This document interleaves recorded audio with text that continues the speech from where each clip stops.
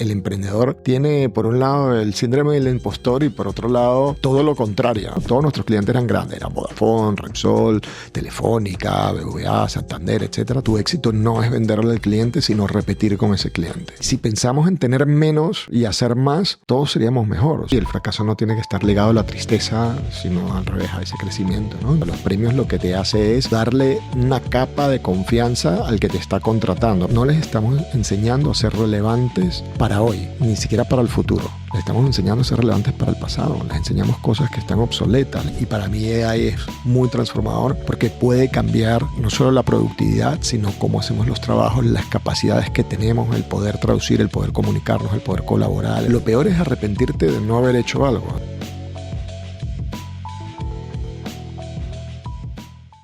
Antes de empezar con este episodio, solo quería agradecerte por ser parte de esta comunidad y escuchar estas conversaciones. Tenemos grandes planes para escalar este podcast y aportarte muchísimo más valor.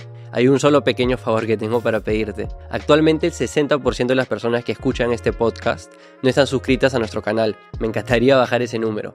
La razón por la cual puedo traer estos invitados y tener estas conversaciones donde les hago preguntas en base a mis propias dudas e intereses es porque escuchas estas conversaciones, likeas, comentas y te suscribes. Si te ha gustado alguna de estas conversaciones y las publicaciones que hacemos, suscribiéndote a nuestros canales como YouTube, Spotify o Apple Podcasts ayuda muchísimo a que sigamos creciendo, aportando valor y que más invitados quieran participar. Además, en línea a incluirte en la conversación, si dejas un comentario en nuestro canal de YouTube con una pregunta o tema de interés, me esforzaré en encontrar el invitado ideal para responderla. Gracias. Disfrute la conversación. Alberto, gracias por venir a Digital Podcast. A ti, Diego, muchísimas gracias por la invitación, por hacer un hueco e invitarme, de verdad. Un compatriota latino acá en España. Sí, bueno, ya llevo 20 años, ya no sé de dónde soy, pero bueno, ya casi que llevo más tiempo, bueno, no, todavía más tiempo en Venezuela que aquí. Pero sí, las raíces nunca se olvidan. Quería tenerte en el podcast porque tú tienes una trayectoria que para mí es interesantísima.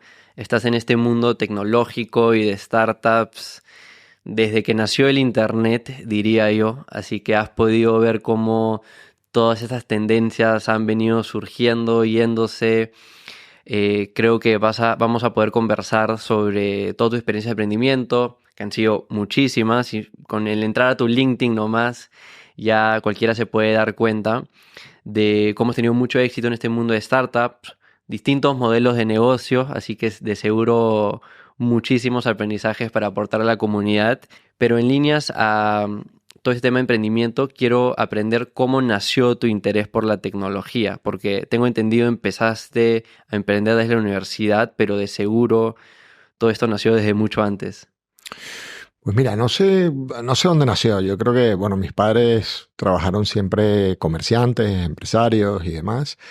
Y creo que quizás nació de ahí. Mi interés por el emprendimiento, que en ese momento no se llamaba emprendimiento, era montar tu negocio y ser jefe de ti mismo, ¿no? Que al final es la esencia del emprendimiento, y luego lo hemos ido complicando con las rondas de inversiones y con otras cosas más, pero bueno, esa es la esencia del emprendimiento.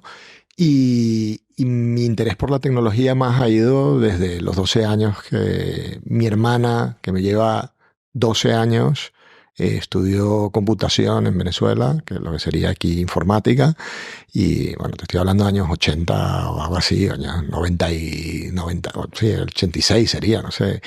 Y a mis 12 años me empecé a meter en BASIC y me empezó a gustar los ordenadores, y de ahí yo creo que ha sido esa curiosidad por lo nuevo, por la tecnología, por todo, ¿no? O sea, de tener las primeras Google Glass aquí, o de tener el primer Apple Watch, o de tener el primer iPhone, o no sé si es osadía, no sé si es curiosidad, no sé dónde viene. Claramente curiosidad, pero... ¿Tus papás qué te decían a los 12 años? Y no, yo creo que me alimentaban Yo tenía hasta un cuarto que era mi oficina, o sea, y ponía un cartel oficina y tal, y tenía mi maleta, y yo llevaba mi maleta, o sea, mientras mis amigos jugaban fútbol, yo tenía mi maletín como si yo fuera empresario, o sea, yo creo que yo jugaba a eso, ¿no? No jugaba con la pelota bueno, sí, con la bicicleta, pero no jugaba con la pelota. Y cuando miras hacia atrás, o sea, y cuando recuerdas esa vida en Venezuela, cuando eras adolescente y estás entrando en la universidad, ¿qué pensabas en ese momento ibas a hacer?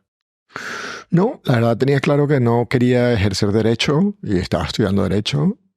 ¿Cómo? ¿Por qué derecho? Porque yo creo que era, o sea, mis padres me decían, no, pero tú estudias informática, si toda la vida llevas programando en BASIC desde los 12 años, tal, Turbo Pascal, o sea, te has puesto a programar los últimos 8 años o los últimos 6 años, ¿por qué no te pones a estudiar informática? Y yo digo, el momento que lo estudie me lo van a imponer, el momento que me lo impongan no me va a gustar, ¿no? Y entonces un poco lo que hablábamos antes de la educación, ¿no? Que la educación parece algo como impuesto, es una palabra que quizás hasta tiene una connotación negativa porque suena feo, ¿no? O sea, no, aprendizaje mejor, ¿no? Esa parte de self-learning, de poder aprender, de que tú puedas buscar el reto de la curiosidad y levantar. Y eso es lo que creo que tiene que buscar la educación, ¿no? Buscar que la gente sea curiosa y lo busque, no algo que te impongan. Y esa, yo creo que el rechazo que me daba a mí el estudiar la carrera de algo que me gustaba. Yo decía, no, esto es lo que yo quiero hacer en mi tiempo libre, aprender a programar o la tecnología. No quiero demostrarle a nadie o decirle a alguien. También puede ser, y aquí pensándolo, reflexionando contigo, puede ser miedo al fracaso, miedo a que, oye, que me pusieran una nota de 3 y que yo pensara que era muy bueno y de repente me pusieran una nota mala y que yo decía, bueno, ¿quién me va a grade, no? ¿Quién me va a evaluar a mí y demás? No lo sé. Y derecho yo creo que era algo como que me gustaba.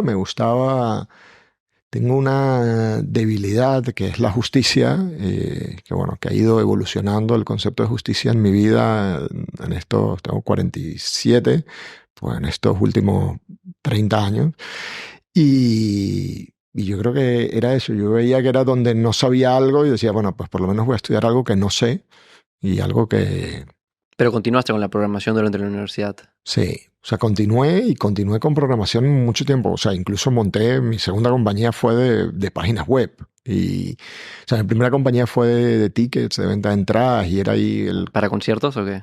Sí, era venta de entradas y ahí lo que hacíamos era, teníamos unos motorizados, una secretaria que atendía el teléfono, que empezamos así y, oye, yo iba, te compraba la entrada y era una parte más de convenience, ¿no? Tú pagabas por el convenience. Tú cobrabas un recargo por irte a comprar la entrada, ¿no? Porque en esa época, o sea, no había nada digital. ¿Estamos hablando de qué año? No, estamos hablando del año 94. Claro. Lo digital que había era la huella digital. Eso es lo único digital que había, ¿no? O sea, si alguien decía digital, pensaba en la huella digital. Exactamente eso era lo que ibas a pensar, ¿no? No existía ni siquiera la palabra digital, yo creo, ¿no? O sea, nada más que por huella. Eso es lo que te iba a evocar en ese momento. No, ahí estaban los móviles empezando. O sea, yo me acuerdo que me llevaba mi móvil en mi colegio. Tenía un ladrillo de estos Motorola y lo escondía porque daba vergüenza usar un móvil. No era algo que todo el mundo tenía. Eso era lo que había. No había nada digital, año 94. Y entonces la gente no tenía para comprar una entrada por internet, por supuesto. ¿Y en qué quedó este negocio de los tickets? ¿Fue tu primer emprendimiento? Sí, eso lo vendí a los 2 años. Ese negocio lo vendí a los 2 años al competidor. Y bueno, bien. O sea, no fue ni la mejor venta. Cuando recuerdas al Alberto de aquel entonces con su primer negocio. Bueno, espectacular. Me iba a comer el mundo. Yo creo que hay una parte de mitomanía, ¿no? De que tú mismo te creas lo que estás vendiendo hasta que sucede, ¿no? O sea, yo creo que el emprendedor tiene, por un lado, el síndrome del impostor y por otro lado, todo lo contrario, ¿no? Entonces, por un lado te sientes como que estás engañando a la gente y dices, oye, estoy engañado, pero por otro lado te crees realmente lo que estás haciendo. Entonces, bueno, que yo creo que ese es el roller coaster que tienen los emprendedores, ¿no? Que por un lado vas aprendiendo y por otro lado, o sea, por un lado piensas que vas a lograrlo y por otro lado dices, oye, no lo voy a conseguir y demás, ¿no? Creo que el otro día escuché en un podcast de un estudio de que justamente dicen de que mucha de la gente que ha tenido un éxito poco común, ¿no? Justamente cumple esa dicotomía de que son extremadamente inseguros, pero a la vez creen y aspiran a cosas más grandes que la mayoría. Es rarísimo. Interesante, sí. No, y yo lo he hablado con varios, yo estoy en Endeavor y la verdad lo he hablado con varias personas en Endeavor, de emprendedores igual y tal, y es algo que se repite muchísimo. O sea, lo he visto, es mucho más común de lo que yo pensaba. Yo pensaba que era el único que me pasaba, pero bueno, lo vas sintiendo en tu vida, ¿no? O sea, yo creo que también el emprendedor hace algo. O sea, tienes una parte de osadía y tienes una parte de locura que dices, bueno, o sea, ¿quién en su sano juicio va a dejar su trabajo para algo seguro, que le pagan un sueldo todos los meses, tal, no sé qué, para montar algo que puede suceder que no funcione o que sí funcione? Entonces vendiste ese negocio como a los 20 años y luego te pusiste a hacer webs. ¿En qué año? Sí, en paralelo montamos una página web te estoy hablando año 96, o no, sí, 96, porque era CompuServe, estaba saliendo, o sea, ¿Qué no había ni lenguaje era? siquiera HTML y utilizábamos, o sea, era HTML, pero utilizábamos, todavía no había salido FrontPage. FrontPage fue el primer software que sacó Microsoft para programar en HTML. Y eran páginas web institucionales, informativas para empresas. Sí, cobramos 10.000, 15.000 dólares a empresas. Es más, muchos de los clientes que hoy en día los veo, conozco, tal. Ay, yo me acuerdo cuando tú me viniste Claro, porque luego le hacíamos la web. Y entonces, oye, ya que estás, ponme eso que es un email. Hazme el email y tal. Entonces, no, era hasta el email. Entonces, mucha gente como que lo introdujiste en Internet. Entonces, hay gente que todavía me recuerda. Yo entré en Internet gracias a ti. Tú me explicaste a mí lo que era Internet, ¿no? Entonces, bueno, Todo en Venezuela, clientes todo venezolanos. En Venezuela, sí. ¿Y hasta dónde llegaste ese negocio de páginas web? No, ese negocio siguió por muchos años, siguió como por 10 años, del 96 al 2004, 2005, o sea, casi 10 años. Yo me vine en el 2002, ese negocio continuó y luego monté otra empresa de promociones y eventos, también se llama Promotron, uno era Ticketron, Webtron, Promotron, todo terminado en Tron. Y, y luego monté una empresa que se llama tucupón.com en la época justo antes del dot-com bubble.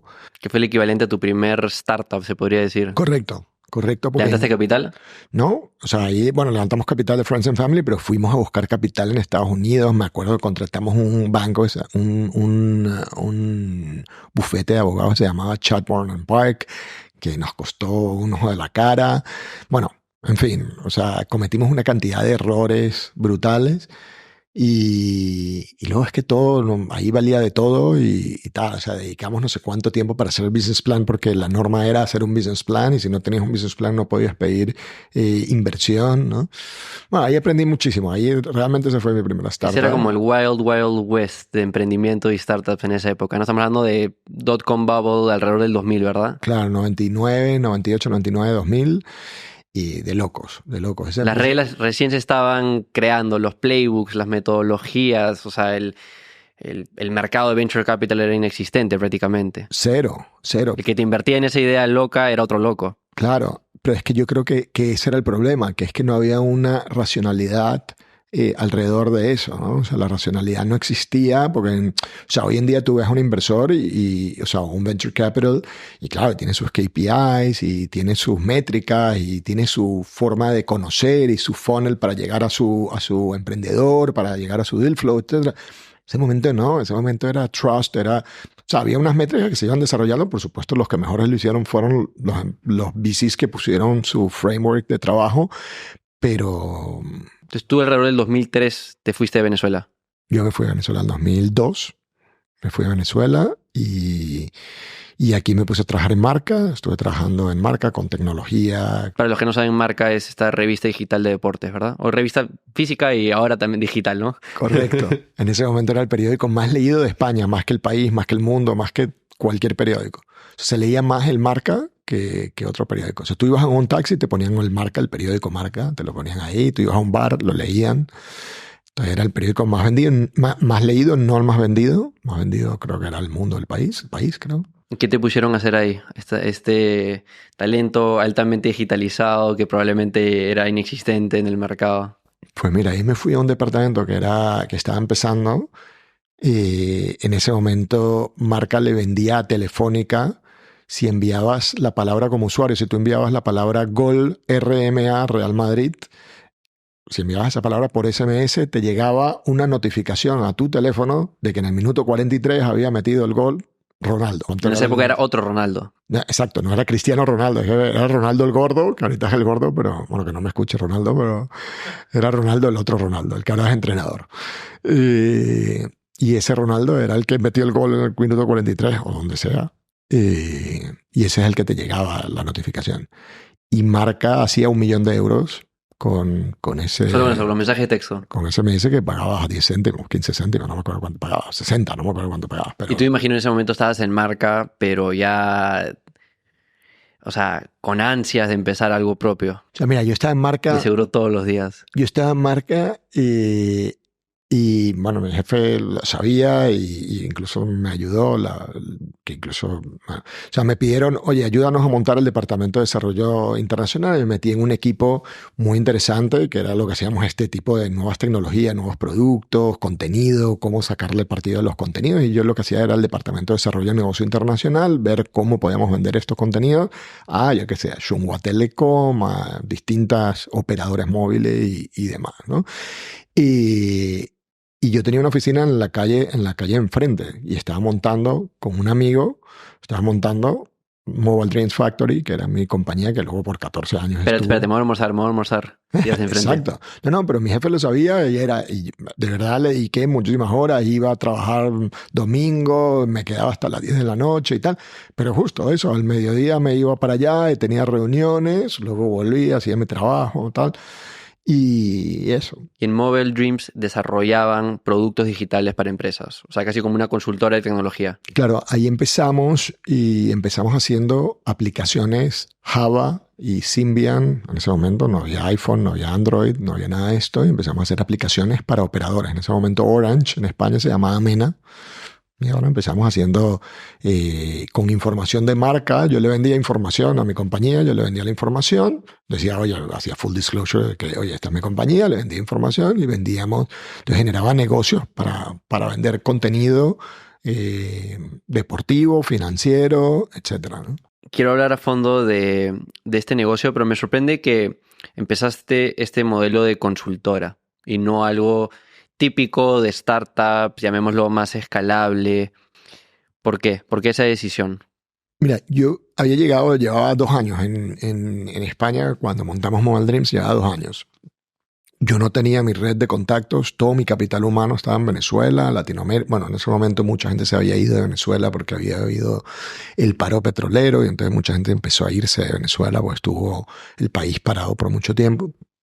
Y, y yo buscaba un way of living, yo buscaba un negocio no para vender. O sea, bueno, la verdad montamos el negocio para venderlo el día uno, pero No de cash flow, de flujo de caja querías. claro, o sea, yo quería un negocio para vivir, para hacer, para desarrollar mi curiosidad y creo que Mobile Dreams lo fue, ¿no? Porque empezamos con esto, nos daban, a los últimos meses del año nos daban lo que sobraba de presupuesto. Bueno, vamos a darle a estos locos y vamos a hacer algo y era por la nota de prensa que iban a sacar. Les daba igual cuántos usuarios tuviéramos, porque no había una base instalada de móviles tampoco como para tener tantos usuarios. En esa época todos querían una app.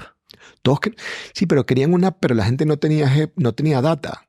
La data costaba muy, muy cara, muy carísima. No habían planes de datos, no tal. O sea, los primeros planes de datos llegaron iPhone. Todo el mundo dice, no, que el touchscreen tal. No, la mayor innovación de iPhone fue que vino con un plan de datos directo y era datos ilimitados. Y esa fue la mayor innovación del primer iPhone, que es que no tenías que estar pensando. El mayor concern de la gente era los datos. Incluso hay una patente que yo saqué en Mobile Dreams que luego podía haber demandado cualquier cosa. La patente no tiene sentido para nada, pero bueno, porque no solo es como tener un arma y no querer dispararle a nadie, ¿no? Entonces, oye, sí, tienes una patente, pero tienes que demandar a la gente para poder utilizar la patente, ¿no? O sea, si no, no te sirve de nada. Yo tenía una patente que lo que hacíamos era comprimir los periódicos y enviarlos como si fueran una aplicación Java, y entonces recibías el periódico todos los días, se llamaba microediciones, y la patente estaba hecha para hacer un stop loss de la data que ibas a perder. Yo sabía que tú ibas a gastarte 20 céntimos en la data que te iba a costar más barato que un periódico que valía 1,50 €, ¿no? Entonces esa era la parte que estábamos haciendo. Y por eso, el mayor concern era data en ese momento. Mobile Dreams, que básicamente duró más de una década, han ganado premios. ¿Cuántos proyectos alrededor crees que hicieron? Wow, buena pregunta. No tengo ni idea, pero Cientos. seguro. Sí, sí. O sea, podríamos tener 30, 40 proyectos al año fácilmente. ¿Qué has aprendido sobre, en esencia, project management y cómo sacar adelante un proyecto exitoso? Sea, de nuevo, un aplicativo, un e-commerce, un marketplace, cosas que tal vez yo nunca ni he escuchado y que ustedes han hecho. De nuevo, viene una empresa, ustedes, que ahora seguro muchos aprendizajes también los aplicas ahora en tus nuevos emprendimientos que ahora vamos a conversar. Pero no, mucha gente creo que falla porque tiene una idea de lo que quiere crear, pero de ahí a volverlo una realidad, sea internamente en una empresa o, como mencioné, en un emprendimiento, falla en algunos de esos pasos, o sea, en la gestión de equipos, en elegir la tecnología correcta, en tal vez decidir si tiene sentido o no hacer un proyecto. Es muy difícil y te voy a decir por qué. Porque el incentivo de la persona que está sentado, que es tu cliente, enfrente, quizás es distinto o sea, por lo general es muy distinto al tuyo. Tú lo que quieres es gastarte lo menos posible en producción y sacar el mayor margen posible al cliente, y el cliente lo que quiere es gastarse lo menos posible en ti para poder desarrollar o poder cumplir su KPI o para poder hacer lo que tiene que hacer. Entonces, alinear los incentivos lo más posible es un primer paso.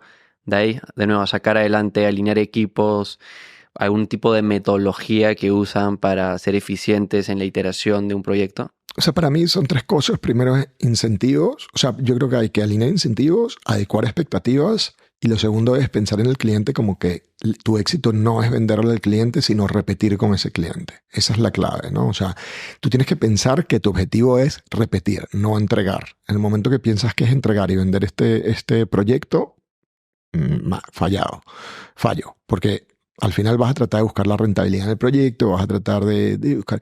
Y es muy difícil porque si quieres hacer de un negocio la parte de arbitraje de conocimientos, y si quieres hacer un negocio pues tienes que o ser el único que lo das y cobrar muy, muy caro, o cuando empieza a masificarte, pues tu diferenciación o va en precio o tiene que haber una diferenciación distinta, ¿no? Entonces, muchas veces es el más fácil de empezar. O sea, un negocio de servicio de este es el más fácil de empezar, porque al final, si tienes 5 amigos que tengan empresa y tal, pues basado en tu red de confianza, la gente va a preferir darte a ti una página web o darte a ti una aplicación móvil o darte a ti tal. Entonces, bueno, eso, pero es un negocio de know-who, no es un negocio de know-how. Sí, es lo que, o sea, yo empecé una agencia, ha sido el principal negocio que he tenido, ahora estoy empezando otros, pero lo mío siempre fue, en líneas de lo que tú dices, de tratar de retener al cliente, un negocio en esencia de marketing digital, social media management, que es por su naturaleza, no es proyectos, es más, oye, somos en esencia tu área de marketing y nos queremos quedar contigo en el tiempo. ¿Cómo logras esa, de nuevo, retención del cliente cuando la naturaleza de lo que estás vendiendo, como puede ser una página web, un proyecto, crear un aplicativo, etcétera, tiene un inicio y fin bien claro, que el cliente, para empezar, quiere que sea lo más corto posible, sin necesariamente, y tal vez la respuesta es, al inicio no tienes que ganar mucho, simplemente tienes que validar de que tienes las capacidades de sacar adelante el proyecto de manera exitosa, pero de ahí ese es eso, también es bien difícil luego en la segunda ronda cobrar lo que quieres cobrar, porque ya el cliente de cierta manera ya te tiene medio que tasado, tiene una expectativa de cuánto deberías cobrarle. Entonces, ¿cómo logras esa retención en un modelo de servicios basado en proyectos? Sí, yo creo que hay dos fases, ¿no? O sea, yo creo que hay una fase de capacidad, de desarrollar capacidades, cuando vas desarrollando lo que puedes hacer y lo que sabes hacer, que ahí lo más importante no es lo que sabes hacer, sino lo que no sabes hacer, que creo que es lo más importante. Y el segundo es signaling. Nosotros los premios, no nos daban notoriedad, nos hacían ganar clientes. O sea, los premios lo que te hace es diferenciarte o darle una capa de confianza al que te está contratando, porque hay dos tipos de clientes: el que te contrata por la capacidad o el que te contrata para decir, oye, yo estoy contratando porque son los mejores en mobile. Entonces, él no está corriendo riesgo. O sea, si se equivocó, me equivoqué yo. Chévere, me equivoqué yo estoy seguro de lo que voy a hacer y cómo lo voy a hacer y cómo lo tienes que hacer. Pero hay clientes que te contrataban por eso, hay clientes que me contrataban porque decíamos, no, estos son los mejores de mobile y tal. Yo tengo un cliente que una vez, te estoy hablando de una gran compañía española, todos nuestros clientes eran grandes, eran Vodafone, Repsol, Telefónica, BBVA, Santander, etcétera, todos eran muy grandes. Y uno de estos clientes me llama y me dice, mira, es que tengo a mi primo que desarrolla aplicaciones móviles y me dijo que claro, que tú me estás cobrando muy caro, que él por 15.000 euros me hace la aplicación de Android. Y yo, oye, pero si quieres hazlo con tu primo. O sea, tu primo no te va a cargar el teléfono el sábado en la noche, soporte técnico, si se te cae la aplicación, tu primo. Pero si tú lo quieres hacer, hazlo con tu primo. O sea, si tú lo que estás buscando es precio, pues tu primo seguro lo va a hacer muy bien, ¿no? Entonces, yo creo que la gente no ve, y esa es la parte que te decía, ¿no? La gente no ve la capacidad y no ve el trabajo que hay por detrás, y tampoco puedes estar todo el día. Entonces, es un negocio en el que primero se basa en confianza, segundo tienes que mantenerlo porque es difícil, ¿no? Porque luego llegan mucho feedback, llega el primo que le dice, no, estos tíos te están tal, luego llegan herramientas que, no, pero si esta herramienta te lo hace, esto ya una aplicación ya no necesitas que te lo haga nadie, esta herramienta te lo hace y haces 2 clics y te lo hizo, ¿no? Entonces, y no quiero minimizar la capacidad y la razón por la cual ganaron los premios, pero también es como un seguro para el que te contrata, ¿no? O sea, a nadie lo despidieron por contratar a McKinsey. correcto, exacto. Esa Por es más de que haya sido bien o mal el proyecto. 100%. Pero muchas veces también a nosotros nos daba rabia porque quizás íbamos a un proyecto que era 10 veces más caro que el primo, pero claro, llegaba McKinsey o Accenture y cobraba 10 veces más de lo que cobraba yo, que era 100 veces más de lo que cobraba el primo, y se lo llevaba. ¿Por qué? Porque necesitaba otro layer de seguridad o de confianza de decir, oye, pues no me equivoqué, lo hizo Accenture. Porque, oye, ¿y quién conoce Modal Dreams? Bueno, no, mira, ha ganado muchos premios, trabaja con Repsol, trabaja con Burger King, trabaja con no sé qué. No. Pero bueno, pero Accenture es Accenture y McKinsey es McKinsey y tal, ¿no? Entonces, bueno, también hay distintos tipos de clientes y distintos negocios.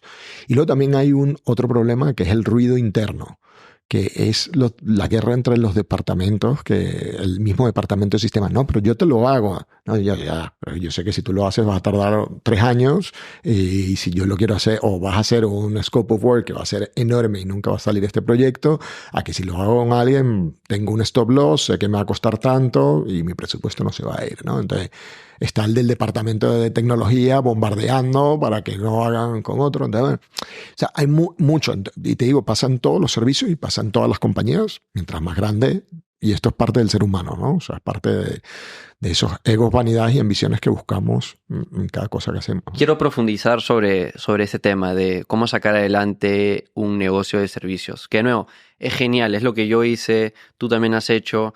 No necesitas mucho capital, necesitas ser bueno en algún tema, ¿no? Al final de cuentas estás vendiendo tu tiempo o el de tu equipo, tratas de crear procesos para, de cierta manera, sistematizar este trabajo y así también tener un mejor margen. Pero no son negocios escalables por su naturaleza, porque más proyectos significa más equipos, o sea, humano, eso cuesta, es difícil de gestionar, la gente rota, se va, tienes que reentrenar, etcétera, etcétera, ¿no? Pero son negocios, de nuevo, de alto cash flow, ¿no? De flujo de caja que, de nuevo, si los manejas bien, los dueños y también, naturalmente, el equipo se pueden meter bastante dinero al bolsillo todos los meses, todos los años. No son riesgosos versus otros startups donde es una apuesta, donde esperas en 5 o 10 años ver un gran cheque algún día. Correcto. ¿Qué has visto sobre cómo volver rentable y manejar de manera eficiente un negocio de servicios? Mira, yo creo que es, por un lado, yo creo que es diversificar tu riesgo, porque por un lado tienes los clientes, depende de los clientes, y entonces tienes que diversificar ese riesgo y lo puedes hacer de 2 maneras. Uno, consiguiendo cuentas mensuales, que no sea basado en proyectos, porque muchas veces al inicio era todo basado en proyectos y casi todos nuestros servicios eran basados en proyectos. Oye, si teníamos un proyecto, pues oye, cobramos 400.000 euros y buenísimo, o 100.000 euros y muy bien, pero ya está. Pero luego el mantenimiento era muy poco o no nos enfocábamos y conseguíamos o nos deslumbraba más el proyecto que el día a día, ¿no? Entonces yo creo que hay que separar. El día a día es importante porque ese recurring revenue te permite de alguna manera hacer, o sea, no te da mucho margen, pero te permite ese cash flow que dices tú y demás. Y yo pensaría, y eso es lo que sería pensar a corto, que es hacer proyectos grandes, pero que son de one-off, a mediano, que es pensar en el año de ese recurring revenue que puedas tener, y a largo montando compañías alrededor con las tecnologías que vayas aprendiendo o con las capacidades que vayas desarrollando. Por ejemplo, nosotros montamos muchas compañías. MediaSmart, por ejemplo, salió de Mobile Dreams, de un laboratorio que hicimos un DSP, empezamos a ver compra programática de publicidad, empezamos a ver cómo funcionaba y dijimos, wow, aquí hay un negocio, y contratamos una SEO que era buenísima, empezamos a meter dinero y esa compañía estuvo 10 años, luego la vendimos en 2022 en el coronavirus. O sea, justo antes. Tiene el potencial de verse casi como una incubadora. Claro, que ahí ya puedes incubar una cantidad de proyectos porque tienes una capacidad, tienes un cash flow, tienes un conocimiento, vas conociendo el mercado, vas viendo las necesidades, vas viendo hacia dónde tira el mercado.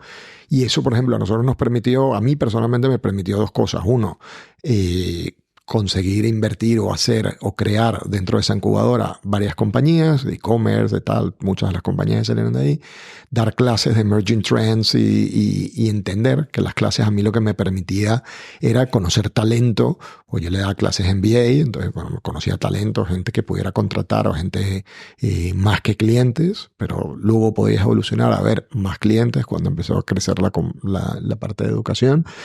Y bueno, yo creo que esas dos cosas te permitía, a mí por lo menos me permitió eso, ¿no? Y luego también invertir en algunos proyectos que tú veías que podían ser tendencia.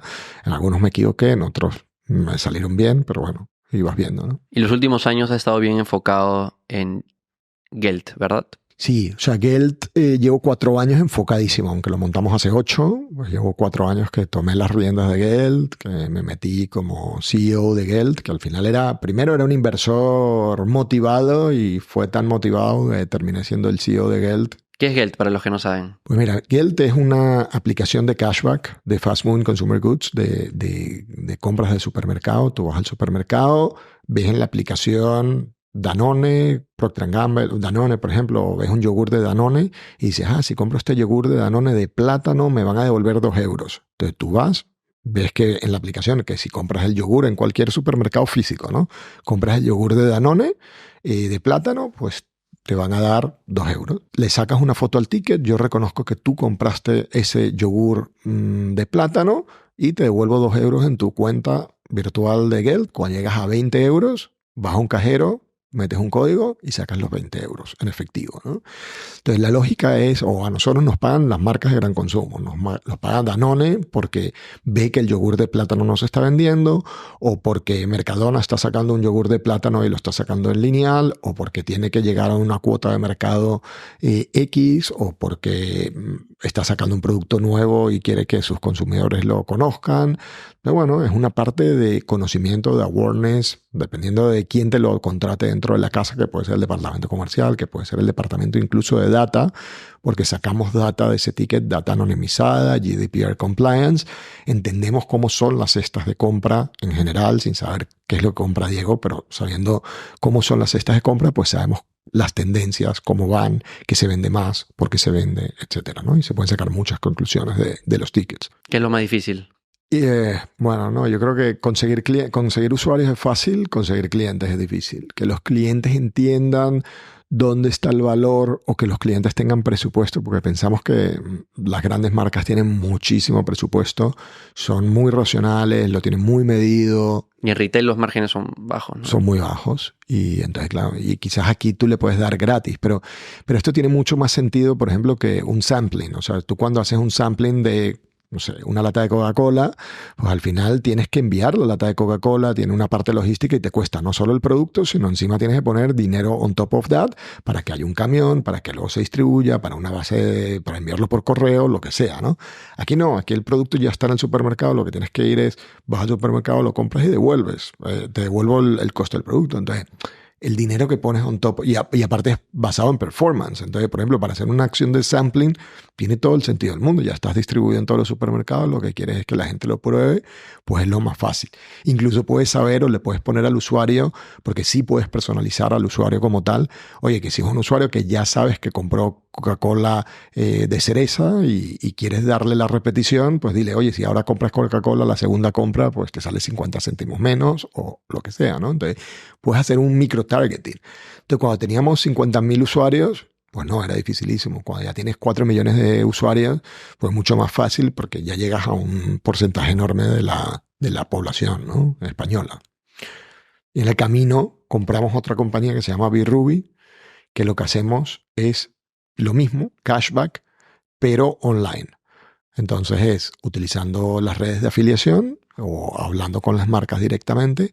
Lo que hacemos es booking.com, si tú compras un billete en booking.com y entras a través de nosotros te devolvemos el 4% de Booking, por ejemplo, o te devolvemos el 3% de Mirabia, o entonces tú vas comprando y nosotros te vamos devolviendo ese dinero, te lo vamos acumulando en una cuenta por haber comprado 100 euros, pues yo te devuelvo tus 4 euros por la compra, o 1.000 euros en tu billete de avión, pues yo te devuelvo 40 euros que va en tu cashback, ¿no? Y en esos negocios que tienen este componente B2C, ¿qué les ha servido para captar clientes? O sea, ya hay como estrategia de go-to-market, captación, ¿qué han hecho? Pues mira, o sea, hemos hecho de todo, de todo. O sea, lo que mejor sirve, por supuesto, es word of mouth, pero es lo más difícil de escalar. El boca a boca, ¿no? El boca a boca y que en España se dice boca a oreja, pero es dificilísimo de escalar, dificilísimo. De verdad que muy... Está fuera de tu control. A menos que algún tipo de programa de referidos. Claro, entonces empezamos a hacer un programa de referido, nos funcionó muy bien. Y bueno, y tienes que de alguna manera gestionar las condiciones del programa de referido. Y entonces ahí, claro, ahí empecé a sacar mi tema de derecho. Entonces yo, por ejemplo, muchas de las cosas que aprendí en derecho, pues hoy en día me la paso haciendo tres cosas. Uno, managing. Otro es gestionando personas, entrevistando, conociendo talento, posibles clientes, etcétera. Y otro, contratos. O sea, es que yo me pongo en el contrato con... O sea, mi abogado, yo creo que hablo más con el abogado. Todas las mañanas tengo una nota de voz de mi abogado. Y claro, mi mujer ya sabe que estoy hablando con Elías, mi abogado. Entonces, bueno, esa es, ¿no? O sea, pero es eso, son contratos, es saber dónde pones el punto y la coma y cómo vas a llegar, ¿no? Tanto en una promoción, porque la letra pequeña es importantísimo, porque puedes perder muchísimo dinero si no lo controlas bien, porque hay mucha gente que hace fraude. O sea, soy expertísimo de los fraudes, de cómo te van a hacer fraude, de lo que menos te imaginas, pues existe. O sea, y te pudiera contar 20.000, ¿no? ¿Cuál es el más común? Bueno, o sea, conozco gente que montaba en Brasil, se montaban SIM cards porque dentro del member, entonces agarraba y se invitaban a las 10 SIM cards porque le costaba más barato comprar las SIM cards y invitar por móvil porque hacíamos una comprobación por móvil. El email lo puedes hacer fake, pero el móvil no.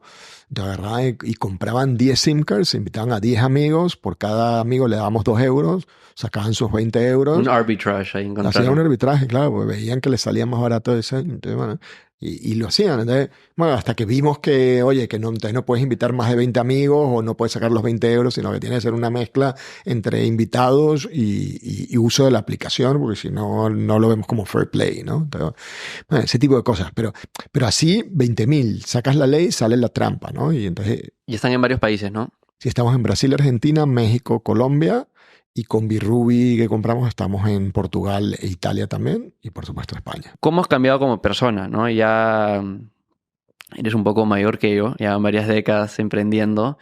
Cuando recuerdas al Alberto que estaba sacando sus primeros negocios en sus 20s, al Alberto de hoy, ¿cómo has cambiado la manera en la cual te manejas ya como persona, independientemente del modelo de negocio, la oportunidad, el mercado, el producto, el servicio?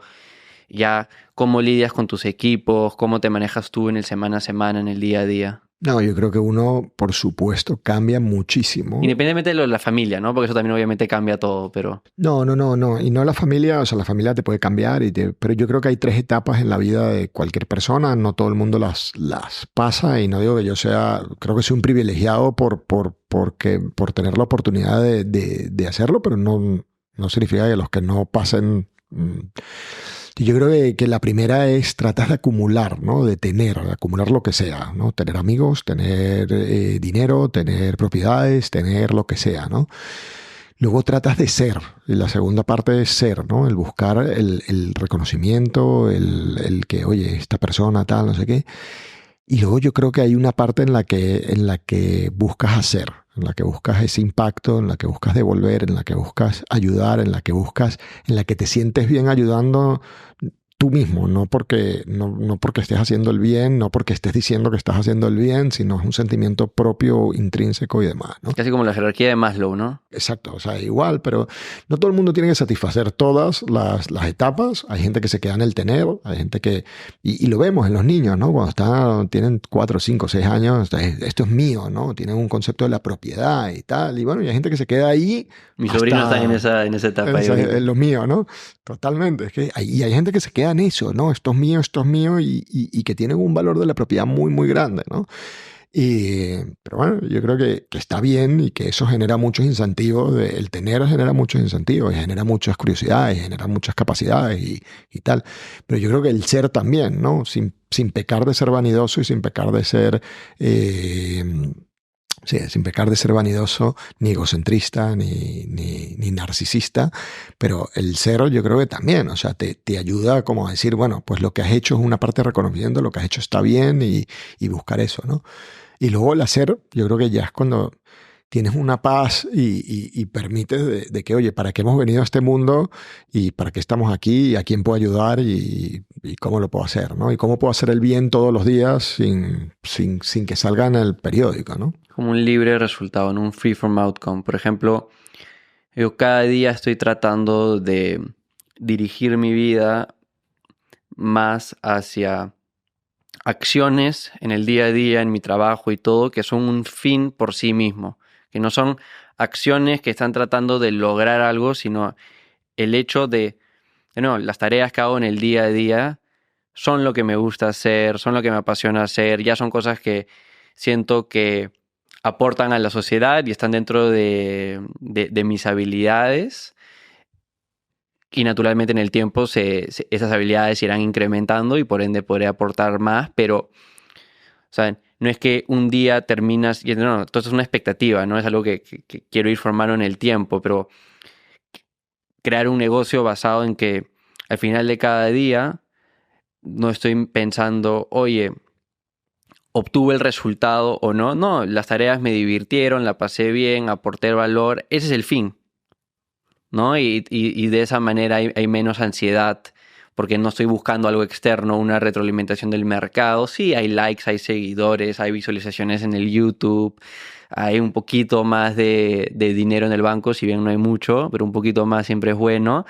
Pero al final de cuentas, como tú dices, no es el propósito final, ¿no? Y creo que mucha gente se da cuenta de eso muy tarde en su vida. Yo tengo el beneficio siendo joven de que hay más libros, hay más contenido, hay más podcasts que puedo escuchar y puedo ver esa persona que tal vez tiene regrets, tiene arrepentimientos a una edad mayor y si soy lo suficientemente inteligente puedo reconocer. Y hay muchas cosas que siempre escucho que de seguro también me va a pasar a mí mismo, de que son cosas que igual tienes que pasar, tienes que cometer el error, como tú has dicho, a través del fracaso, es que recién en verdad te internalizas el aprendizaje, que es natural. Yo totalmente de acuerdo contigo y creo que oye, me encanta que me cuentes esto porque creo que la parte de hacer es quitarle miedo al fracaso y en el momento que le quites miedo al fracaso y que hablamos del fracaso, porque yo creo que el fracaso hay que hablarlo, hay que patentarlo, hay que comentarlo, porque si comentamos nuestro fracaso, no todo el mundo aprende el fracaso del otro. Hay mucha gente que necesita vivir el fracaso y demás, pero sí del aprendizaje del otro. Entonces, yo creo que el comentar los fracasos no es malo. Yo creo que es parte del crecimiento, si crecemos así.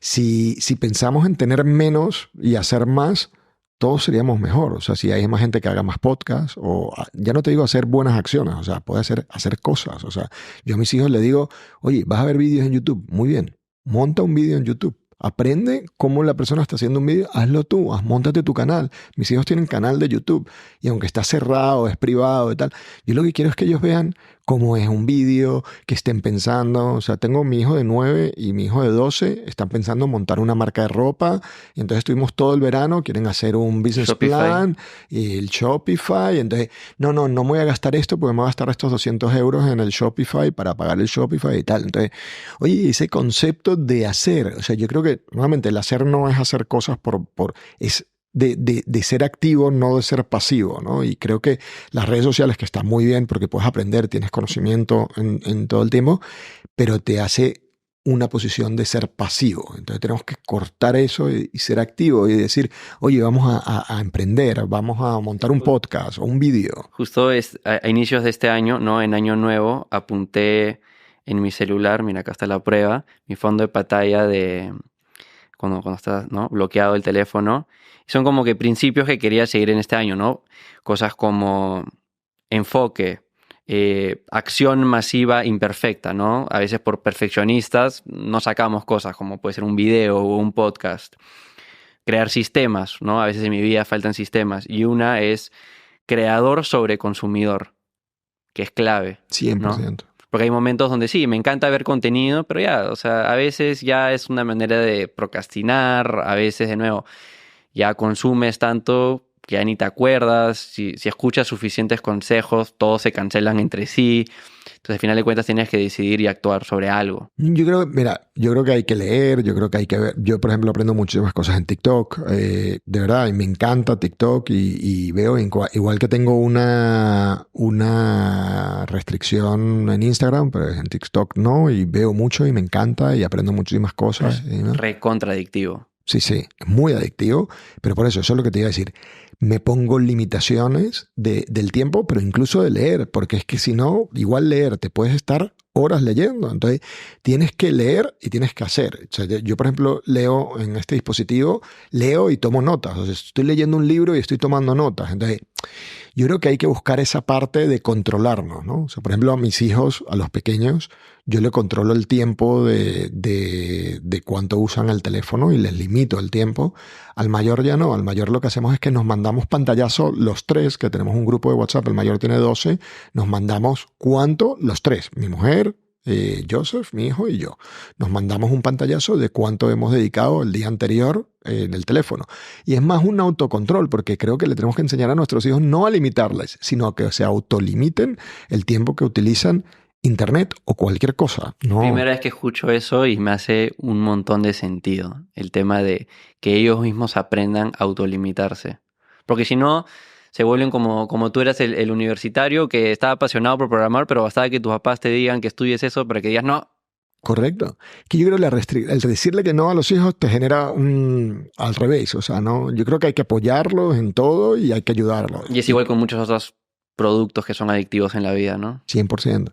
Y creo que hay contenido espectacular en todas las redes sociales, puedes leerlo, la cuestión, y las redes sociales no son malas, la cuestión es cómo las utilizas, es como un cuchillo puede servir para cortar, pero un cuchillo puede servir para matar, entonces no vas a prohibir los cuchillos, o sea, es cómo lo utilizas bien. Creo que eso da pie a hablar del tema de educación y el futuro del trabajo, que sé que te interesa mucho. Pregunta general, ¿qué pensamientos tienes sobre el futuro de la educación? ¿Tienes hijos jóvenes que están entrando ya a una edad donde es bien importante para ti que consideres qué recomendarles, cómo guiarlos en estos temas? ¿Qué estás pensando? Mira, yo me empecé a meter en la educación no por mis hijos, o sea, por supuesto por mis hijos, pero no porque el trigger fueran mis hijos ni la educación que están recibiendo ni nada, sino porque en 2016, 2017 metí dinero en una empresa de robótica, en una startup de robótica, y con muy poco capital montamos un robot, un prototipo que funcionaba, que lo que hacía era pasear por los pasillos de los supermercados y analizar cuáles eran los productos que faltaban y mandar una notificación a Danone, oye Danone, faltan tantos productos en este supermercado y demás, ¿no? En Madrid hay 3.000 personas que hacen ese trabajo. En España no me acuerdo cuánto eran, no sé si eran 80.000 o 70.000 o tal. Entonces, ese robot, yo me puse a pensar y dije, ese robot le puede quitar el trabajo a 80.000 personas o a 3.000 personas en Madrid nada más, haciendo un deployment muy, muy bajito, tal. O sea, era muy fácil de quitarle el trabajo y para mí era muy poco la inversión que había hecho. Yo decía, imagínate cuando Microsoft o cuando Google o cuando las grandes o IBM o quien sea o Telefónica se ponga a hacer algo en serio en robótica. Que ya lo están haciendo, solo que no están hablando mucho del tema. Lo que más podemos ver es probablemente lo de Boston Dynamics, estos robots que ya un poco más van a estar en las Olimpiadas. Totalmente. No, y ya existen muchísimas cosas. O sea, Boston Dynamics es impresionante, pero hay muchísimas otras cosas que pueden displace cualquier job, que te pueden quitar cualquier trabajo y con poco. Pero ahora con la inteligencia artificial, con la cantidad de trabajos que existen, que incluso pensábamos antes que los trabajos iban a ser por un robot que le iba a quitar al worker, que iba a estar ahí, que las máquinas, iba a ser esa revolución industrial de los telares y demás. Claro, se decía que lo último iba a ser lo creativo, ¿verdad? Y hasta hace 2 años. Claro, y hace un año, o sea, cuando salió ChatGPT, AI y tal, mientras más ganes en el sueldo, más capacidad tienes de que sea que tu trabajo te lo puedan quitar, porque AI pues va a tener mucha mayor posibilidad de ver todas las variables para tomar una decisión. Todos estos consultores, ¿no? O hasta analistas financieros que ganan un montón analizando data en el día a día, haciendo presentaciones, recomendaciones. Correcto. buen porcentaje ya actualmente del AI puede hacer ese trabajo en una fracción del tiempo. Y yo no creo que el AI te vaya a quitar el trabajo a las personas, va a ser un copiloto. Pero Va a ser la persona que usa AI el que le quita trabajo al que no usa AI. Correcto. Lo que pasa es que antes, pues quizás necesitabas en un bufete de abogados 10 personas y ahorita vas a necesitar a 2 personas que tengan AI, que conozcan AI o que conozcan la herramienta de AI del bufete de abogados, de los bufetes de abogados y desarrollarse, ¿no? Entonces, yo me siento muchísimo más productivo desde que salió ChatGPT, pero ya no solo ChatGPT, Perplexity, todas las AI que existen, cada uno, Bing, cada uno tiene su uso y, oye, va sacando su uso. O sea, Midjourney lo utilizo para hacer imágenes, pero para diversión, más que para cualquier otra cosa, porque no... Entonces, ¿qué aprendemos? ¿A usar AI? Claramente. Esa es una. Seguro. Pero en onda, ¿qué le recomendarías a un amigo joven o de tu misma edad, ¿no? Que en este mundo ya la educación es algo constante versus generaciones en el pasado, pre-internet, el mundo de cierta manera no cambia a la misma velocidad que hoy, por lo menos así me han contado. Sí, pues escogías una carrera, estudias en la universidad y el resto lo aprendías en la empresa en la que te quedas 30, 40 años. Hoy en día, ya de nuevo, esta necesidad de educarse es constante.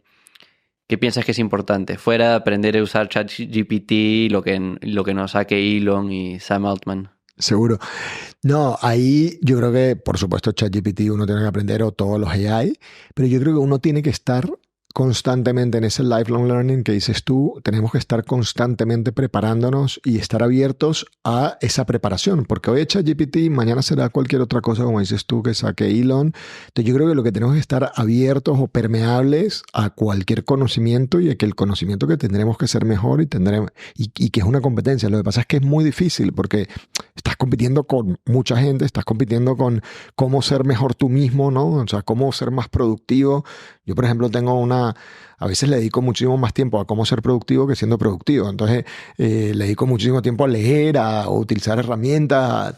Y te digo, oye, ya va, estoy dedicándole más tiempo. Entonces, bueno, luego veo que me gusta, ¿no? Veo que me gusta el conseguir un sistema, automatizarlo y entonces me siento esa satisfacción, ¿no? Pero yo sí buscaría ese lifelong learning y creo que es el mayor aprendizaje que sacaría de esto, ¿no? O sea, porque hoy es ChatGPT, mañana va a ser cualquier otra cosa. ¿Qué negocio de educación crees que falta en el mundo? No, creo que faltan muchos. Creo que faltan muchos y creo que hay creo que hay un problema que tenemos, que hoy en día la educación que le estamos dando a nuestros hijos, pero ya no a nuestros hijos, a una persona de 18, de 20 o de 25, no les estamos enseñando a ser relevantes para hoy. Les estamos ni siquiera para el futuro. Les estamos enseñando a ser relevantes para el pasado. Les enseñamos cosas que están obsoletas. Les enseñamos cosas a memorizar. Les enseñamos y no nos estamos yendo a los soft skills. Nos estamos yendo al conocimiento. Cuando el conocimiento hoy en día está en tus manos, en cualquier momento, a 2 clics. Totalmente. Entonces, yo creo que ese know-how, ese conocimiento, esa parte, oye, sí, es importante entender las bases. No te digo que dejes de enseñarle matemática o geografía o historia. Creo que historia se aprende muchísimo, no es un conocimiento que tienes que enseñarle a que se memorice la fecha. La fecha me da igual. Lo que importa es qué es lo que sucedió y por qué sucedió, no tanto la fecha ni quién quién era Cristóbal Colón. O sea, lo que tienes es que buscar por qué sucedió y cuál era, y que entienda, porque eso sí es cíclico y la gente lo va viendo y va analizando y demás. O hablar en público, o hay una cantidad de cosas que no enseñamos a la gente para el futuro y que van a hacer, que no te digo que un AI lo vaya a hacer mejor, porque hoy en día agarras un vídeo y te podemos poner a ti, Diego, a hablar en cualquier idioma. Este podcast lo puedes traducir en cualquier idioma en 2 segundos. No, en un año van a salir todos mis fakes. Claro, totalmente, exacto. Podemos hacer un fake de Diego. Ya tienen suficiente material para sacar todos los fakes. Total. Fake news. Total. No, y ya no solo fake news, que fake identity, ¿no? Que agarren y digan, manden un videochat a tu novia y le digan, oye, mira que... Estamos a un año de las próximas elecciones de Estados Unidos. Para entonces, la cantidad de nuevo, videos falsos que el 95% de personas no se van a dar cuenta que son falsos. Pero ¿y cómo crees tú que podemos resolver eso? O sea, es que al final yo creo que todo se basa en el trust y hemos llevado todas nuestras vidas a lo digital y todo se basa en confianza. Y cómo, o sea, bueno, puede hacer la descentralización con Web3, con blockchain y Eso te iba a tal, mencionar. Es pero, un sueño, pero pero es muy difícil también, o sea, vamos a tener que aprender. Vamos a fallar, vamos a tener un montón de errores. Van a salir candidatos políticos que no debieron haber salido porque al otro le hicieron un fake. Personas van a perder dinero por meter su dinero en algo que terminó siendo fake, una estafa.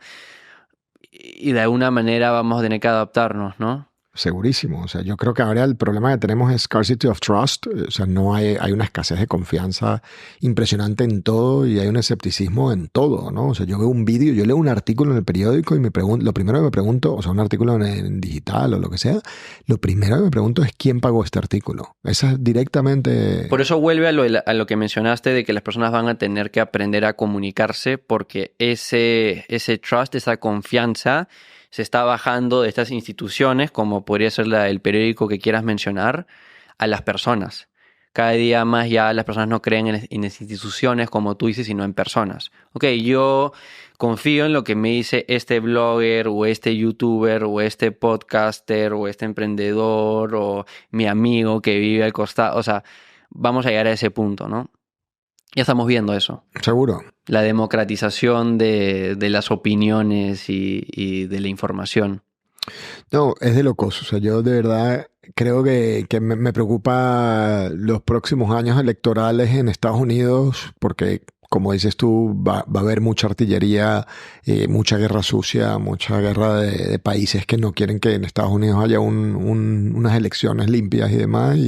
Y con una tecnología que hoy en día es capaz, que la tengo yo, que es que yo he agarrado un vídeo, le puedo cambiar lo que está diciendo la persona. Y con herramientas que la tenemos tú, yo, que la tiene cualquier persona con 20 euros que pague o 25, ¿no? O sea, es de locos. Tú ahorita dictas clases en universidades, eres emprendedor en Endeavor y ayudas a muchos emprendedores. ¿Qué habilidades son importantes? Ya de nuevo, fuera de estas habilidades blandas, aprender a comunicar, a rodearnos con personas, dirigir, etcétera, tangibilizando un poco las oportunidades que ves en cuanto a habilidades digitales, de negocios, etcétera. Sí, yo creo que hay una cosa que es importantísima, que es la curiosidad. Yo creo que el que tiene curiosidad va a tener ese spark de lifelong learning que hablábamos, de aprender toda la vida, tal, ¿no? Entonces si tú me dijeras, oye, ¿qué quiero cultivar en mis hijos para que en el futuro sean felices? Pues la curiosidad. O sea, yo creo que la curiosidad es algo importantísimo, que se pregunten cómo funcionan las cosas, que vean lo básico de cada cosa para que puedan desarrollarlo. Para mí yo creo que eso es básico, ¿no? Y luego a un emprendedor, pues un emprendedor trataría de ver ya no solo cómo funcionan las cosas y esa curiosidad y el aprender y la resiliencia y demás, sino el tratar de asumir fracasos que yo creo que tenemos que verlos y tenemos que aprender de ellos, ¿no? No todo el mundo aprende de sus fracasos, no todo el mundo, hay mucha gente que se emborracha con el éxito está muy bien, pero bueno, no porque seas exitoso o porque hayas tenido fracasos, la gente lo compatibiliza con felicidad o tristeza, ¿no? O sea, no lo compatibiliza con sentimientos, ¿no? El éxito y el fracaso. Y no tiene que ser así, el fracaso no tiene que estar ligado a la tristeza, sino al revés, a ese crecimiento, ¿no? Entonces el único fracaso es no intentar, ¿no? Claro, y nunca lo vas a saber, ¿no? O sea, yo por ejemplo tengo tengo una máxima que es, cada vez que voy a tomar una decisión, pero cualquier decisión, puede ser personal, casarme o lo que sea, o invertir en un negocio y tal, me siento, le dedico un tiempo, algunas le dedico más tiempo, otras le dedico menos, pero unas son 5 minutos, otras son días, horas, semanas, y me pongo a analizar y pongo pros y contras. Y digo, oye, ¿cuáles son los pros y contras? Analizo, veo y tal. Y muchas veces digo, en el momento en que tomé la decisión, era la mejor decisión que tomé por distintas razones. Pero lo peor es arrepentirte de no haber hecho algo. Entonces, si tomaste la decisión, incluso tomar la decisión de no hacerlo, es una decisión. pero hay que tomarla y hay que analizarla. Y para mí yo creo que ese es una de los aprendizajes o de las máximas que siempre hago. No tener regret, porque si no siempre vas a estar, cuando haces muchas cosas, si tienes regret, si tienes arrepentimiento, siempre vas a estar arrepentido, hoy hubiera hecho lo contrario. No, en el momento que tomé la decisión era la mejor decisión. Ya está, simplemente. Entonces, ¿hacia qué estás optimizando tu vida? yo, hoy en día, yo lo que quiero es buscar cómo puedo impactar a personas o cómo puedo ayudar a más personas. No tiene que ser non-for-profit, puede ser for-profit. Oye, ¿cómo puedo ayudar? Y creo que la educación es transformadora. Creo que la educación ayuda porque transmites y demás. Entonces, yo ahí en mi vida busco hoy en día cómo puedo transformar. Nuevamente, no tengo que ganar dinero, puede ser sostenible. Yo te contaba un poco antes, cuando estábamos hablando, del triángulo que tengo en mi vida, ¿no? Yo tengo en mi vida un triángulo que tengo que tener, cada proyecto que hago tengo que tener 2 vértices de ellos, ¿no? Entonces, cada triángulo, cada vértice uno es aprender, otro es ganar dinero y el otro es impacto, ¿no? Entonces, si yo doy clases, pues oye, gano dinero y aprendo, o gano dinero y hago impacto. Si voy a hacer un proyecto, pues oye, gano dinero y hago impacto. No sé, cada cosa que hago en mi vida tiene que ser, bueno, puede ser no ganar dinero, puede ser impacto y aprender, ¿no? Por ejemplo, hay actividades voluntarias que hago impacto y aprendo, ¿no? ¿Has escuchado del Ikigai? Del Ikigai que es este concepto, sí, framework, japonés. Concepto japonés, ¿no? De que toda persona debería apuntar a encontrar su Ikigai, ¿no? Que es básicamente algo que cumple los siguientes factores. Algo en el que eres bueno, que te gusta, que el mundo necesita y por lo que te podrían pagar.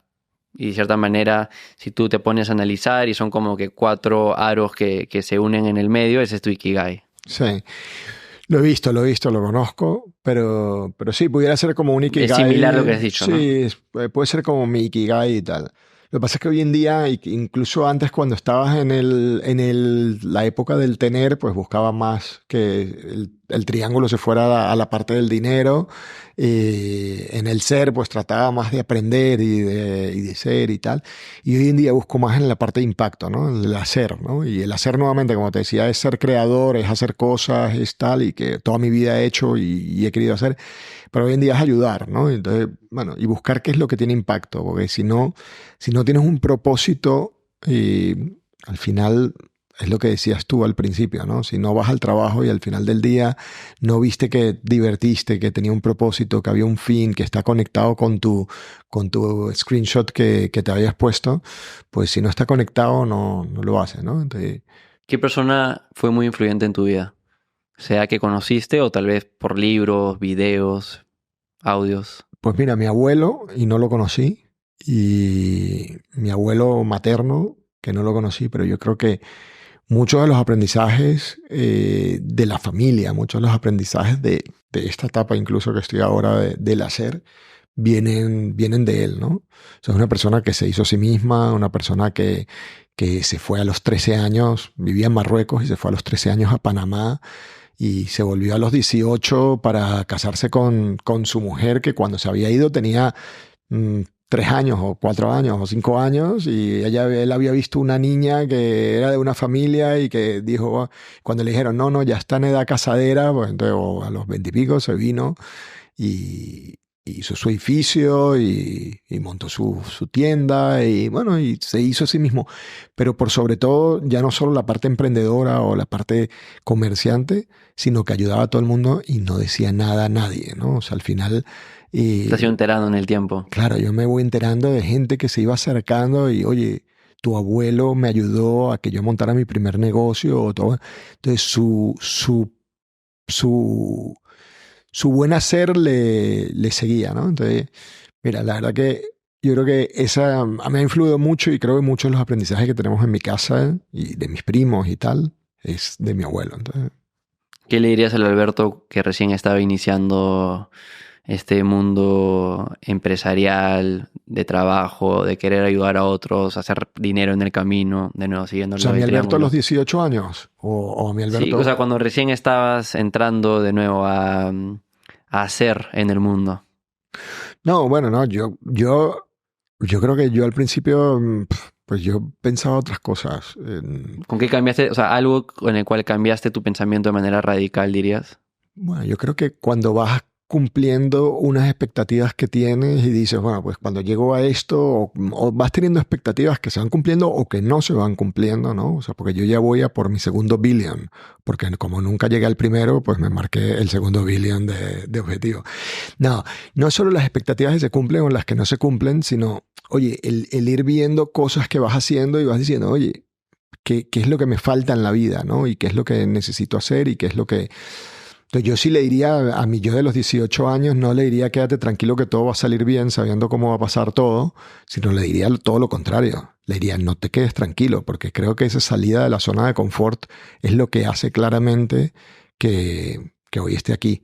Porque es lo que hace que monte una empresa o que monte otra. Si yo estuviera en mi zona de confort, no haría nada, me quedaría, o sea, si me conformara con lo que tengo, y nuevamente, no es dinero, no es tal, es salir de tu zona de confort. Me río porque cuando yo empecé mi negocio, lo primero que hice, por casualidad, ¿no? Porque la encontré, me compré una taza negra que tenía una frase que decía, Life begins at the end of your comfort zone, ¿no? La vida empieza al final de tu zona de confort. Totalmente. Y así me tomaba mi café todo motivado, leyendo mi frase. Totalmente, pero es que lo creo totalmente, ¿eh? O sea, yo de verdad me asusta mucho cuando la gente está en su zona de confort y tú notas cuando la gente está en su zona de confort y tal, y te dices, mira, esta persona, porque no, ya no porque no vaya a ser o tal, sino porque no va a crecer personalmente. Cuando estás en tu zona de confort, pues necesitas sacarlo y nuevamente no tienen que ser necesidades materiales, pueden ser otro tipo de necesidades, ¿no?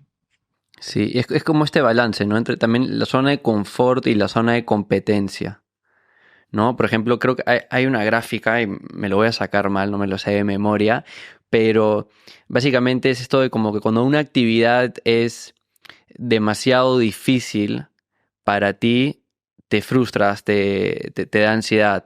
Cuando es muy fácil, te aburres, ¿no? Y es en relación a este tema del flow, de los estados de flow, donde estás realizando una actividad en la cual estás enganchado, pierdes la percepción del tiempo, puedes pasar horas haciéndola y estás, de nuevo, feliz, ¿no? Porque no estás pensando, simplemente estás metido en la actividad. Es como cuando no sé, alguien que está esquiando, está en plena actividad, no está pensando en otra cosa. Cuando alguien está corriendo una ola, no está pensando en, pucha, tengo que pagar mis impuestos, no, estás metido en la ola.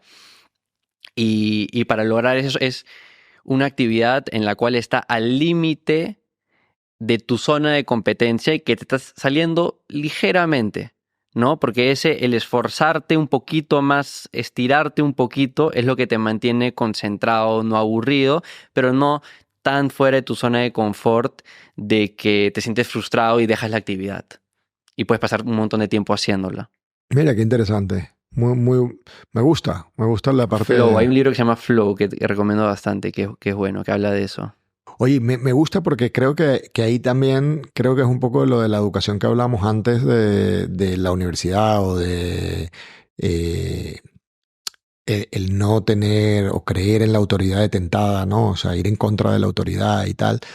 Creo que ahí es eso, ¿no? Una cosa es que tú quieras salir de tu zona de confort, otras cosas que te obliguen a salir de tu zona de confort, ¿no? Entonces creo que un poco iba por a ahí, tu ¿no? genuina curiosidad, ¿no? O sea, a veces cuando te marcan la malla y no eres curioso sobre el tema, no significa que no te guste aprender, simplemente que no te gusta aprender ese tema. Y eso, por ejemplo, me pasaba a mí, porque o sea, yo puedo ser súper geek, súper nerd sobre ciertos temas que a mí me interesan, sea un deporte, sea algo de negocios, algo digital.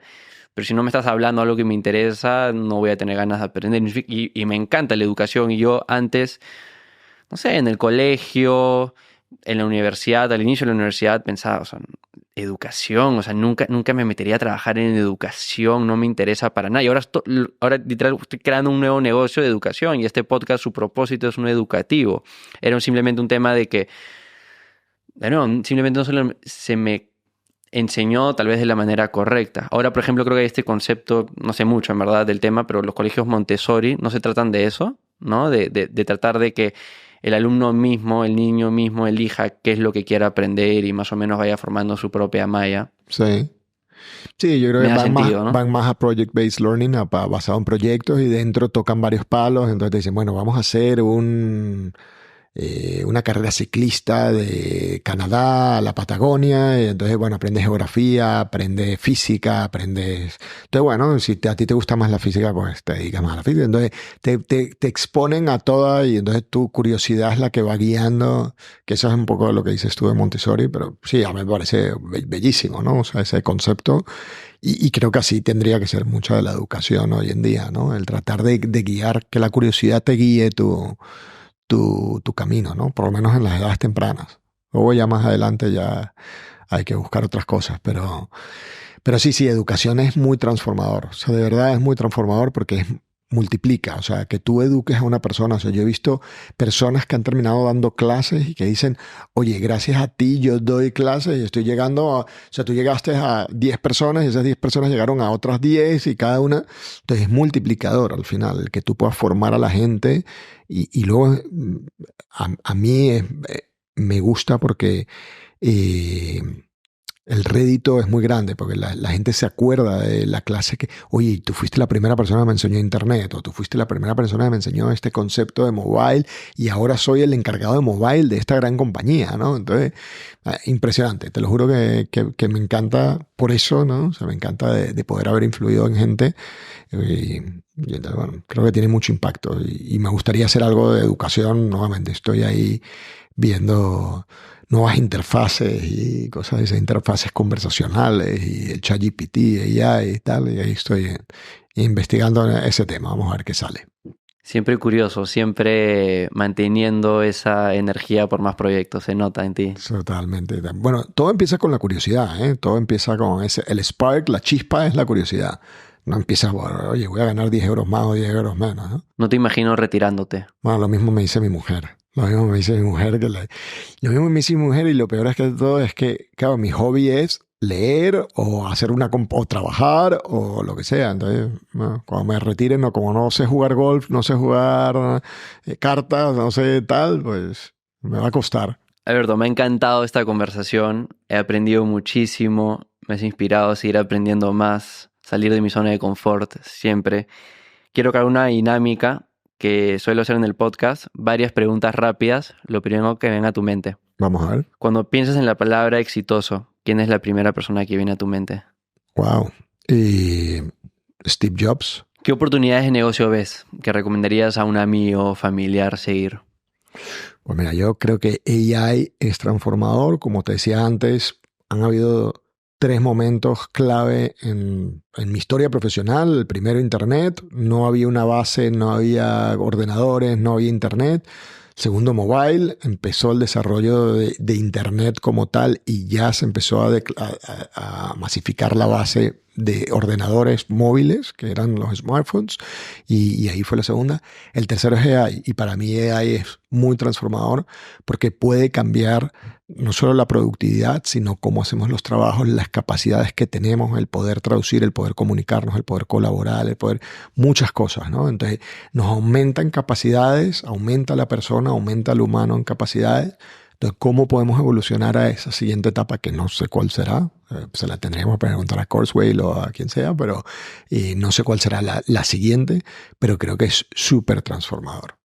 Algo específico con AI, así que se puede hacer dentro del próximo año. No, mira, el otro día Sam Altman vino para España, ¿no? Y entonces tuvo una reunión y tal, y entonces estaba contando y le decíamos, bueno, ¿y cómo utilizas tú ChatGPT? Dinos un caso de uso de ChatGPT específico que tú hayas hecho y tal. Entonces dice, mira, yo he agarrado y lo que hago es resumo los correos electrónicos que me llegan. Como me llegan tantos correos, los resumo en bullet points y tal. El problema es que cuando el otro también le ponga los bullet points para expandir el correo y que me escriba a ella, pues al final es como si me hubiera mandado unos bullet points y yo hubiera recibido esos bullet points y le hubiera contestado con eso, ¿no? Entonces, creo que en esa parte de comunicación, de la comunicación tradicional hoy en día, a entender esa comunicación. Pueden ser reviews de una aplicación, pueden ser comentarios de TikTok o puede ser lo que sea. Un amigo, Santiago Tapia, con su startup Curador, lo está haciendo para audios. Cuando alguien te manda un audio de 3 minutos por WhatsApp que no quieres ni escuchar, haces un clic y ¡boom! Ya, bullet points, resumen. Buenísimo. Aquí en España hay uno que se llama Lucía, de Javier Andrés, también, que es como un ChatGPT a través de WhatsApp. y le mando todos mis audios, lo mejor que ha sucedido. O sea, de verdad que el poder leer esos audios, pues hay muchas veces estamos aquí reunidos o lo que sea y no puedes escuchar un audio o no tienes tiempo. Ayer me enviaron el audio más grande, más largo de la historia, 17 minutos. Qué abuso. Sí, pero como lo escucho en 2x, ya por lo menos fueron la mitad de tiempo, así que fueron 8 Wow. minutos y medio. Bueno, en línea está esto. ¿Qué herramientas, software usas en tu día a día que te hacen la vida más fácil? Wow, qué buena pregunta. Estoy enamorado de Notion, enamoradísimo de Notion. O sea, tengo toda mi vida en Notion. Por supuesto, o sea, ChatGPT lo utilizo cada vez más, pero empecé a utilizar ChatGPT, Perplexity, Bing. Hay otra que no me acuerdo cómo se llama, pero bueno, también la utilizo, que la tengo ahí en Bookmark. Y cada uno le he podido sacar, pero bueno, utilizo Notion, Todoist, son las que más utilizo. Estoy empezando a utilizar ahora una que se llama Fireflies AI, que es, te saca notas de tu... O sea, te va a tus reuniones online, Google Meet, Zoom, etcétera, va por ti, o sea, entra por ti. Y entonces hay veces que hay veces que en mi calendario hay 2 reuniones. No me preguntes por qué, pero bueno, hay 2 reuniones en las que tengo que estar en las dos. Pues en una va Fireflies, en la otra voy yo. ¿Te lo graba o qué? Y lo graba y me saca el resumen y me dice cuáles son los next steps y tal. Y entonces, bueno, luego convierte una reunión o hay veces que no puedo ir a una reunión porque sucede algo urgente, pues va Fireflies, se conecta automáticamente con mi calendario y automáticamente va, ¿no? Y están saliendo muchas así, ¿no? Sí, ahora vi una de AI que te reorganiza el calendario, ¿eh? Encuentra los huecos para alguien que ya de nuevo workaholic, que tiene que llenar de inicio a fin de su día, que no hay ni un hueco, medio que te lo organiza solito. La vi, te están pagando en TikTok, pagan muchísimo. No la voy a contar para que te paguen la publicidad. Si pudieras tomar un café o cerveza con cualquier persona histórica, ¿quién sería? Wow. Y pues con Cristóbal Colón. Me gustaría Cristóbal Colón. ¿Qué le preguntarías? No sé por qué, cómo fue tan loco de irse. O sea, es que la Tierra era plana en ese momento, ¿no? O sea, la Tierra era plana o... Salió de su zona de confort. Bueno, dicen que era judío y que en ese momento, porque la Inquisición, el edicto de Inquisición salió al día siguiente que salió Cristóbal Colón. Entonces fue en 1492 el edicto de Inquisición y entonces dicen que era judío y que estaba huyendo de la muerte porque no quería... Entonces, bueno, mira, puede ser. Salió de su zona de confort seguro y de locos el poder. Aunque él iba buscando las Indias, no creo que fuera buscando, él iba a ir buscando las Indias y consiguió otra cosa. Una mala recomendación que sueles escuchar otras personas dar. Enfócate. Es una mala recomendación. Totalmente. Yo creo que hay momentos para todos, pero creo que el foco está muy bien, pero creo que en la divergencia está la riqueza y que tienes que estar enfocado en el trabajo, pero tienes que estar pendiente de lo que está sucediendo, de buscar nuevas cosas, de ser curioso y tal. Para mí que tengo estas conversaciones siempre es algo bueno, me permite robar un poco de distintos temas. Si solo pudiera hacer 2 horas de trabajo a la semana, ¿qué harías en esas 2 horas? No trabajaría las otras 60. Si tuviera que trabajar 2 horas nada más, Solo puedes trabajar 2 horas. ¿Qué harías en esas 2 horas para maximizar ahí? pues es que nada más con los correos electrónicos Yo escribí un libro de cómo ser eficiente en los correos electrónicos. O sea, cuando trabajo con gente le pongo, oye, mira, esta es mi forma de trabajar, así me tienes que escribir los correos electrónicos, si no los voy a entender. ¿Tu inbox está en cero? Mi inbox está en cero. Bueno, ahora no, porque llego toda la tarde, pero hoy a las 12 del mediodía que terminé tal, estaba en cero. Eres un hombre disciplinado. Si tuvieras que tener otra profesión, ¿cuál sería? Ay, las preguntas son difíciles, te digo. Y no sé, me gustaría haber sido... No tengo ninguna preferencia. Quiero decir bombero, pero porque estoy enganchado ahorita a 911 la serie, pero no. Professional emailer. Sí, totalmente. Mejor compra de $100 o menos. Pues yo tengo una teoría que si, bueno, la verdad que no es mía, es de mi mujer. $100 no te puedes comprar ningún gadget y todos los míos son gadgets. No, lo que te iba a decir es que mi mujer lo que dice es la mejor manera de saber si algo es buena compra o no es, te lo han robado, ¿lo volverías a comprar o no lo volverías a comprar? Entonces, esa es lo que me dice mi mujer. Me compré el Apple Watch el 1 y me dice, muy bien, te lo han robado, ¿te lo volverías a comprar? No me lo volvería a comprar. Los AirPods sí me los volvería a comprar. Sí, pero yo también. Los AirPods son la mejor. Por eso te iba a decir, para mí los AirPods son, pero vale de 280 euros, 260 Te euros. sales un poco de mi juego. Sí, totalmente. Un panel en la calle que toda la ciudad podría ver. ¿Qué escribirías? Disfruta cada momento de la vida. Es lo que se me ocurre, ¿no? Directamente, ¿no? Me gusta, me gusta. ¿Qué nuevo hábito del último par de años ha sido el que más te ha ayudado? Pues levantarme más temprano. Mira, me he levantado después de la pandemia, no sé qué pasó, pero cambió mi parte. Antes me quedaba hasta las 3, 4 de la mañana trabajando, dormía 4 horas, tal. Ahora me duermo más temprano y me levanto, o sea, por ejemplo, me levanto a las 6 de la mañana, pero pues me levanto natural, no pongo despertador, y me voy a dormir a las 12 o a la 1 y tal, anoche me dormí a la 1 y esta mañana a las 6 de la mañana ya está despierto y espectacular. O sea, lo productivo que es estar en silencio y de verdad que te permite hacer muchas cosas. ¿Libro que más has recomendado? Mira, pues ahorita, bueno, me encantan los libros de Sir Jonathan Sacks. Es un rabino y me he leído ya 3 libros de él. El último que estoy leyendo, que bueno, ya por segunda vez, pero espectacular, se llama Moralidad. El anterior, La dignidad y la diferencia. Y espectacular. O sea, te habla de los patrones morales, un poco Ray Dalio y su libro, pero te habla de los patrones morales, te habla de historia, te habla mucho de antropología. No sé si te lo conté, pero estoy ahí como muy, la cultura humana, o sea, he estado en los últimos 4 años estudiando sobre humanidad, sobre la gente, cómo se comporta, el comportamiento, ya no solo los usuarios, los empleados, tal, que me fascina toda la parte de antropología, no sé si behavioral science, algo de esto me encantaría estudiar, incluso me encantaría ir a la universidad y que me eduquen para hacer eso. Pero bueno. Antropólogo, esa era la respuesta. ¿Qué otra profesión tenías? Exacto, eso hubiera sido buena profesión. ¿Película que más has recomendado? Me gustan todas las películas de acción, me gustan. A mi mujer odia las de Jackie Chan, a mí y a mis hijos nos encantan las de Jackie Chan. Rush Hour. O sea, Rush Hour, mira, buena. La vimos el otro día, la vi justo ayer o antes de ayer. Y ¿La 1? La 1 era, sí, la 1, vimos Rush Hour la 1 y espectacular. No sé, no me viene ninguna. Y la última, ¿cuál ha sido la mejor inversión que has realizado? Puede ser de dinero, tiempo, energía. Pues mira, aunque lo critiqué antes, la mejor inversión es en mi productividad. Claramente la inversión en tiempo que busco en cómo ser más productivo. Creo que me he ganado la fama de tener un hermano gemelo que no lo cuento, que lo tengo escondido. Y entonces me permite estar, yo qué sé, en una reunión, mandar el Firefly o yo qué sé, o escribir emails y estar a todas horas o enterarme de todo lo que sucede en la compañía sin estar, ¿no? Tus prácticas de productividad. Totalmente. O sea, me encantaría escribir un libro de productividad, la cosa es que no tengo. Yo creo que la productividad es algo que tienes que ir generando el hábito y es eso que vas aprendiendo el lifelong learning y es un músculo, ¿no? Más que otra cosa. Pero creo que tenemos que aprender a ser más productivos porque si no, serán por nosotros más productivos.